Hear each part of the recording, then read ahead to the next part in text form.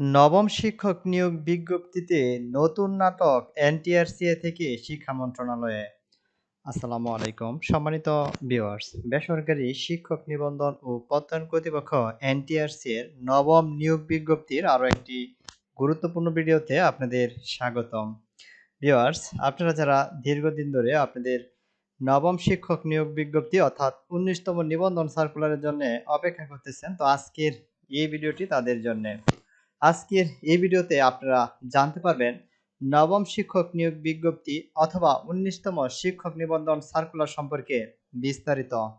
তার জন্য অবশ্যই আপনারা যারা নতুন যুক্ত হয়েছেন চ্যানেলটি সাবস্ক্রাইব করে নেবেন, যাতে পরবর্তীতে আপনাদের প্রয়োজনীয় সকল গুরুত্বপূর্ণ আপডেট তথ্যগুলি সহজেই পেয়ে যান।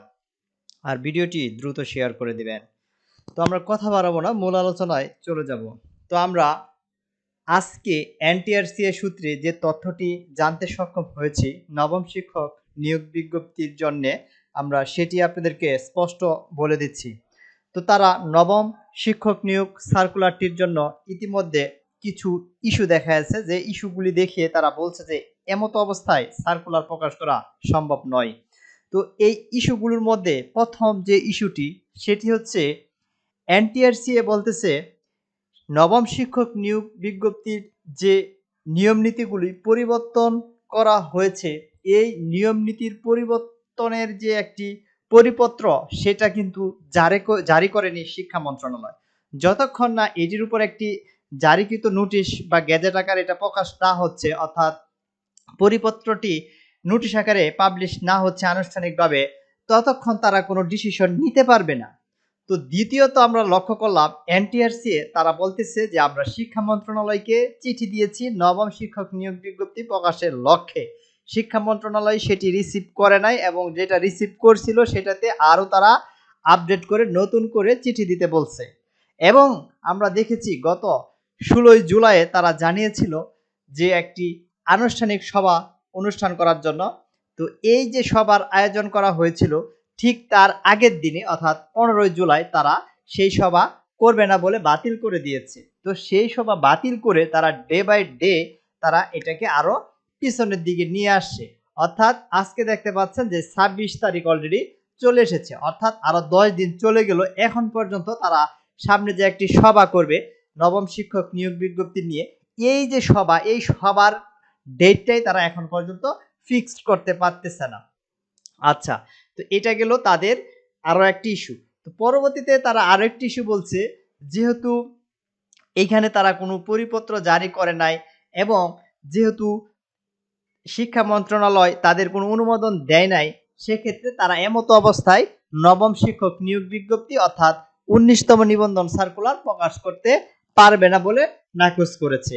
এরই ধারাবাহিকতায় আমরা বুঝতে পারলাম এনটিআরসিএ আরেকটি তথ্য তারা জানিয়েছে যে আমরা রিসেন্টলি আমাদের চেয়ারম্যান পরিবর্তন করেছি, এবং চেয়ারম্যান হিসেবে দায়িত্ব দিয়েছে, দেখতে পাচ্ছেন যে আলিফ রুদাবা, অতিরিক্ত দায়িত্ব অতিরিক্ত সচিব। এই যে ম্যাডামকে দেখতে পাচ্ছেন এখানে, আরিফ রুদাবা নামে, উনি নাকি অত্যন্ত তীক্ষ্ণ এবং বুদ্ধিমতী একজন ম্যাডাম। সেক্ষেত্রে তাকে এই দায়িত্বটা দেওয়া হয়েছে যাচাই বাছাই করে।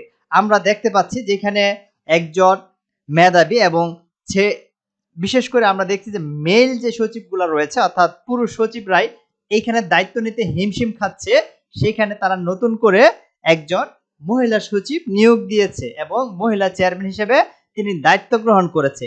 এবং তিনি বলতেছে যে আমার এখানে যেহেতু আমি নতুন, সেক্ষেত্রে আমি এই বিষয়গুলো আরো বুঝি, ক্লিয়ার হই, তারপরে আমি এই বিষয় নিয়ে কাজ করব। তো এইখানে নতুন চেয়ারম্যান দিয়েছে, তিনি এখনো এনটিআরসি সম্পর্কে ধারণা রাখে নাই, তিনি আরো জানবে বুঝবে, তারপরে এটির উপর কাজ শুরু করবে। তো এই হচ্ছে এনটিআরসি এর যে বর্তমান অবস্থা। এই যে এই বর্তমান অবস্থা, অর্থাৎ আপনি যদি চিন্তা করেন যে একজন সাধারণ পাবলিককে যদি আপনি এনটিআরসি কে আপনি যদি সর্বোচ্চ 20 মিনিট আপনি বুঝাইয়া বলেন, সেক্ষেত্রে কিন্তু সে টোটাল নলেজ পেয়ে যাবে এনটিআরসি এর সম্পর্কে। তো পরবর্তীতে সে যে কোনো ডিসিশনে আগাতে পারবে। এদিক থেকে একজন সচিব তার বুঝতে কিন্তু মিনিমাম আমি মনে করি 1 থেকে 1.5 মাস সময় লাগতে পারে। তো এইখানে আমরা যতটুকু বুঝতেছি, এরকম যদি অবস্থা হয়ে থাকে, সেক্ষেত্রে আগামী 1 থেকে 1.5 মাসের মধ্যেও 19তম নিবন্ধন সার্কুলার প্রকাশ হওয়া সম্ভব নয়। এদিক থেকে শিক্ষা মন্ত্রণালয় যে তথ্যটি জানিয়েছে, তিনি বলতেছে শিক্ষা মন্ত্রণালয় যে তোমরা এইখানে আরো কিছু আপডেট আনো, নতুন করে আমাদেরকে চিঠি দাও, পরে যদি আমাদের মনে হয় যে হ্যাঁ এটা উপযুক্ত চিঠি, তখন তারা এটি অ্যাকসেপ্ট করবে এবং সে অনুযায়ী তারা কাজ শুরু করবে। এটা আবার এনটিআরসিএ কে শিক্ষা মন্ত্রণালয় জানিয়ে দিয়েছে। এখন শিক্ষা মন্ত্রণালয়ের আগে যে চিঠিটা দিয়েছিল সেটা আবার মডিফাই করবে, নতুন কিছু অ্যাড করবে, কিছু স্কিপ করবে, রিমুভ করবে, এভাবে আরো মডিফাই করে আবার চিঠি সাজাবে। তো সাজাইতে তাদের দেখা গেছে আরো এখানে 15-20 দিন সময় বা মাসখানেক সময় লাগবে একটা চিঠি তাদের তৈরি করতে। সেই চিঠিটা আবার মন্ত্রণালয়ে দিবে। তো মন্ত্রণালয় সেটা আবার রিসিভ করতে দেখা গেছে 15 থেকে 10 দিন সময় লাগবে রিসিভ করতে। তারপর রিসিভ করার পর সেটা আবার তারা এখানে তদন্ত করবে। তদন্ত করে দেখবে যে সবকিছু ওকে আছে কিনা। এটা আবার তদন্ত করতে আরো 15 দিন সময় চলে যাবে।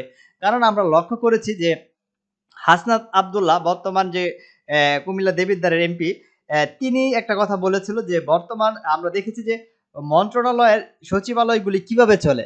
এক টেবিল থেকে আরেকটা টেবিলে একটি সাধারণ তথ্য দিতে যেটা আপনি বলতে 10 সেকেন্ড সময় লাগবে না, এই তথ্যটা পৌঁছাইতে এক টেবিল থেকে আরেক টেবিলে 1 মাস সময় লাগে। কিভাবে? এই তথ্যটা ওইখানে এন্ট্রি হয় লিখিতভাবে। এন্ট্রি হওয়ার পরে ওইটা আবার এইখানে চিঠির যে খামবক্স সেখানে যায়। সেখান থেকে আবার ওইটা আসার পরে আবার ওই টেবিলে নিয়ে যায়। তো এইভাবে ৮-১০ দিন সময় লাগে একটা তথ্য আদান-প্রদান করতে মন্ত্রণালয়ের এক টেবিল থেকে আরেক টেবিল। এই হচ্ছে মন্ত্রণালয়ের অবস্থা। তো এখন আপনি চিন্তা করেন যে মন্ত্রণালয় শিক্ষা মন্ত্রণালয়কে যখন এনটিআরসি চিঠি দিবে, তখন এখানেও অনুরূপ তাদের ওই চিঠিটা রিসিভ করে বুঝতে মিনিমাম ১ মাস সময় লাগতে পারে শিক্ষা মন্ত্রণালয়ের। এটা বিশেষ করে আমি তাদের যে বর্তমান পরিস্থিতি সেটির আলোকে আপনাদেরকে বুঝালাম। তো এক্ষেত্রে আমরা যতটুকু বুঝতেছি যে আগামী আগস্ট মাসটা চলে যেতে পারে, ১৯তম শিক্ষক নিবন্ধন সার্কুলারের প্রকাশের কোনো সম্ভাবনা নাও থাকতে পারে। তবে এটি আমরা যারা প্রার্থী রয়েছি ১৯তম নিবন্ধন প্রার্থী তাদের জন্য এই বিষয়টি খুবই দুঃখজনক। এর আগেও আমরা কিন্তু ১৯তম নিবন্ধন সার্কুলার দ্রুত প্রকাশের জন্য মাঠে নেমেছিলাম এবং আন্দোলন করেছিলাম। তো এটা আবারও আপনাদেরকে অ্যালার্ট থাকতে হবে যাতে এনটিআরসি এরা তারা কোনো দুর্নীতি না করে, আমাদের সময় নষ্ট না করে দ্রুত এই ১৯তম নিবন্ধন সার্কুলারটা প্রকাশ করে দেয়। এদিক থেকে যাদের বয়স একবারে শেষের দিকে তারা কিন্তু এখানে বড় ধরনের একটা সমস্যায় পড়বে এই নিবন্ধন সার্কুলারটিতে। কারণ এইখানে দেখতেছেন যে সার্কুলার প্রকাশ হতে এই রিপোর্ট ফাইনালি নিয়োগ পেতে ২ থেকে ৩ বছর কেটে যায়। এভাবে কিন্তু পরবর্তীতে সনদ পাইতে বা এইখানে নিয়োগ পাইতে এইজ চলে যায়। সেক্ষেত্রে কিন্তু একটা বড় সমস্যা থাকে।